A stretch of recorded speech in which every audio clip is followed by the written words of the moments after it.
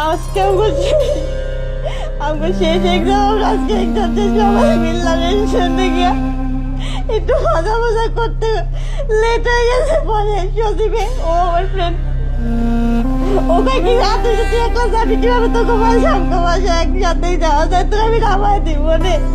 পরে আমরা গাড়ি গাড়িটা আসতেছি, পরে একটা লোক বলে তোমরা এখানে দাঁড়াও, পরেও দাঁড়াইছে তোমরা কই যাইতেছো, পরে আমরা বাইরে কইছি। পরে ওর কথা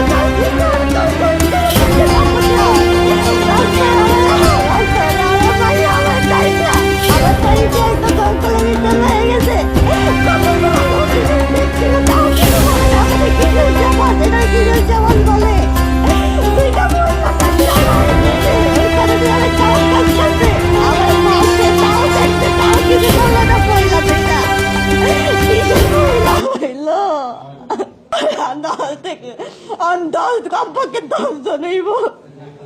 আমার ফোন প্রথমে আমার ফোন দিয়ে ফোন দিয়ে টাকা বাজাতে 10,000 টাকা, আর আমি বললাম যে আমার বাবা নাই, আমি কইতে এত টাকা আনবো। বলে কি তাহলে তোর ফোন দিয়ে, আমি পরে ফোন দিয়ে কই কেমন চাই দে, বলে দাঁড়া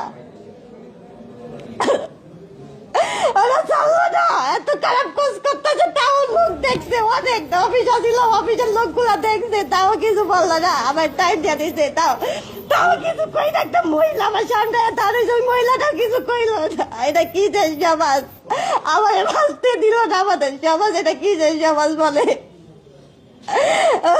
যে বাগানটা আপনাকে নিচে আপনি চিনেন? আমি চিনব। কোন বাগান বলেন? আমি জায়গাটার নাম চাই না, কিন্তু আমি এমনি গেলেছি বাগানটা। ওইখানে একটা অফিস আসছিল, ওই অফিসের মানুষগুলো দেখছে এত খারাপ কাজ করতে, তাও কিছু বলে নাই। আমার ফ্রেন্ডের মাইয়া এমন করে আসার টাইমে তোর যদি কেউ কিছু কইছ তাহলে